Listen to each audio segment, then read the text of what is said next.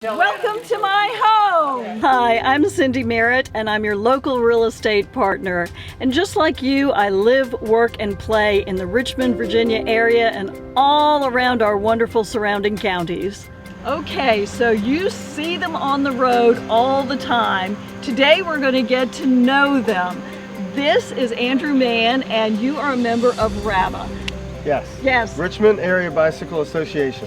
Richmond Area Bicycle Association. Okay, that's awesome. Tell me what RABA is.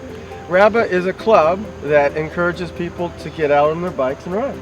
Okay, all right. And you have daily rides all over the area? We have a ride schedule. It's on raba.org. We encourage everybody to come out and ride. In fact, today is our new rider day. So the first Saturday in the summertime, the first Saturday of each month, we have the new rider ride. And so we have a ride every day of the week.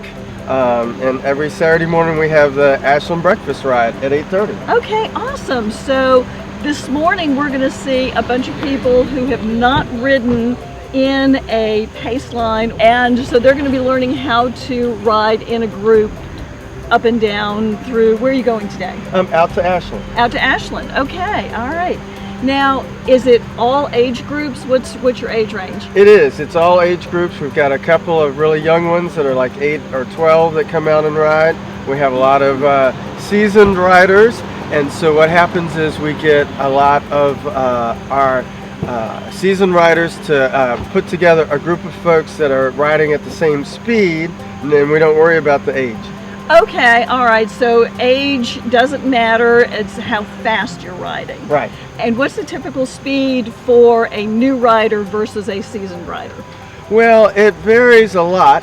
So what happens is there's some folks that are going to be riding, say, 8 to 12 miles an hour.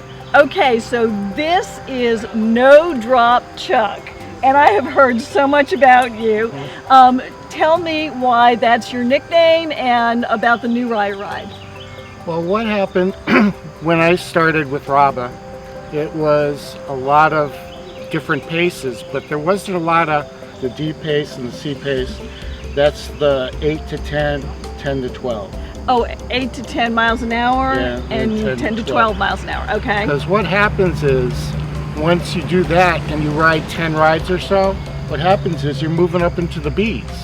And then you're moving up into the A's. Okay, which is the fast riders. Yeah. Nobody stays at C. Okay. So what would happen would be the new riders would come, and then there would be no other paces for them to ride because they were still new riders.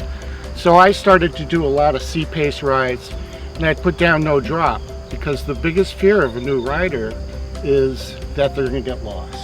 They're going to get lost or left behind. And not be with the group, Okay. have a flat tire and not know how to take care of it. So I decided to say, I won't drop you no matter what pace you do, I'll stay with you, no matter what. Andrew, you're a seasoned rider. How fast do you typically ride on average? I will be averaging about 18 miles an hour. All right, talk to me a little bit about what drivers on the road should know when they're seeing a Peloton line. Well, the first thing is, the law is that you're supposed to give a cyclist 3 feet. So Okay. you need to look down the road and see what's, again, here in this part of Hanover, Henrico. It's mostly 2-lane roads. There's no shoulder at all for the cyclists to get off on. So they'll be riding on the edge of the actual main highway. Mm-hmm. And so they need to look down the road to make sure nothing's coming the other way. They need to pull out so they can give the cyclist 3 feet. Right. Our group tries really hard to keep our actual riding groups into a small number, so we try to go like 6 to 10, no more than 10 riders, so that it's not like a big, and we try not to ride like in a Peloton and in a clump. We try to ride in a single line and a single pace line. Gotcha. Okay, so a single pace line versus a group of people. Yes. Okay, that way it's easier for drivers to get around you. They can see around us a lot better. They don't have to get too far over to pass us, and everybody's riding nose to tail. Now, let me ask you one more thing, because I know some drivers can be really angry that you guys are even out there.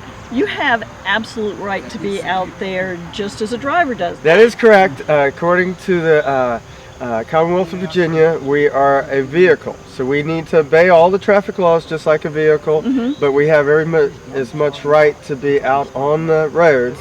But we understand that we get in the way sometimes, and we try to ride single file and do everything we can. Right. But we hope that they understand that we want to give back to the community. We want to be a part of this community and be good community citizens. Absolutely, and that's one way you're giving back to the community is with your Bikes for Kids. Right. This is where we live, just the same as everybody else. And Right. again, here we sit in Hanover and Henrico, and we give bikes to the Hanover, Henrico Christmas mothers, but a lot of others too. I mean, we cover a ton, but we want to give back to the community that we ride in. Absolutely, and talk to me about Bikes for Kids. Okay, so about 18 years ago, Dee and Suzanne Knuckles started Bikes for Kids project. Okay. So they went and bought the brand new bikes. They got a few volunteers from the club to put the bikes together, and they gave them to the area Christmas mother. And so about 15 years ago, they retired from it. I took it over, and we have slowly but surely expanded it so that we cover 11 counties in the city of Richmond. So what we do is we buy brand new bikes from Walmart. Okay. We'll put them together the first Saturday in November, and then we give them to the Christmas mothers the first Saturday in December. All around the area, so you cover just about every county. Yeah, we cover all of Central Virginia, or the greater metro Richmond area. Okay. Yeah, this seems like a huge undertaking with 12 localities that you all are servicing. How many bikes do you do? Well, last year we did 483 bikes. Wow. So it varies a little bit according to the support that we get. So come September, I will count up the money and figure out how many bikes we can get, and I'll put in the order. So it's between, it's been between 400 and 500 bikes the last 3 or 4 years. That is amazing. Now, Andrew, if somebody out there that's watching us wants to help, how do they donate to you guys to be able to participate in Bikes for Kids for you? Well, it's nice and simple. They just go to our website, RABA.org. Right there on the top on the home page, it will say Bikes for Kids. And you click on that link, and there's a link there where you can make an online contribution. That's wonderful. Okay, so we're going to talk to Jan, and you volunteer for Bikes for Kids, is that right?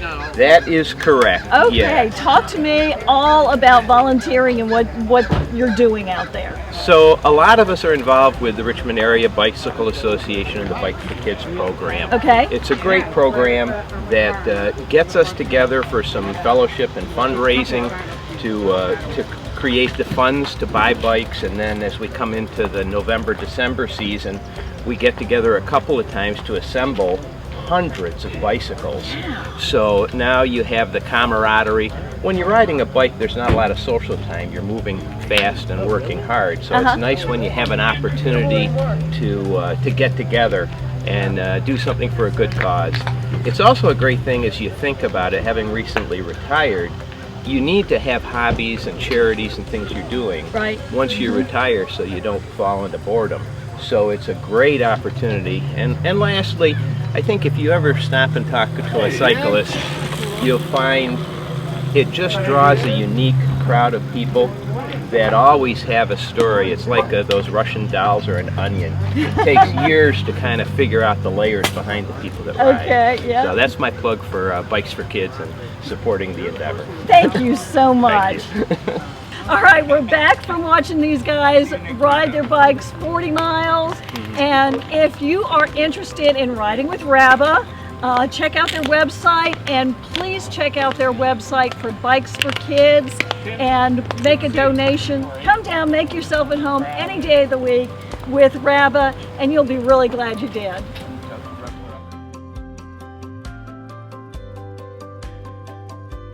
Cindy Merritt is nationally recognized as a leader in the U.S. real estate market.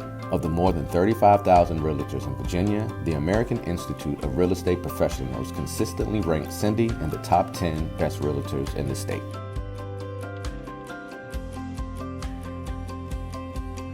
Make Yourself at Home is sponsored in part by Paul Adams, Branch Manager and nationally recognized Senior Loan Officer with Prime Lending, a Plains Capital company. With over 400 mortgage options available, Paul Adams and his team work hard to uncover the key to each client's mortgage success.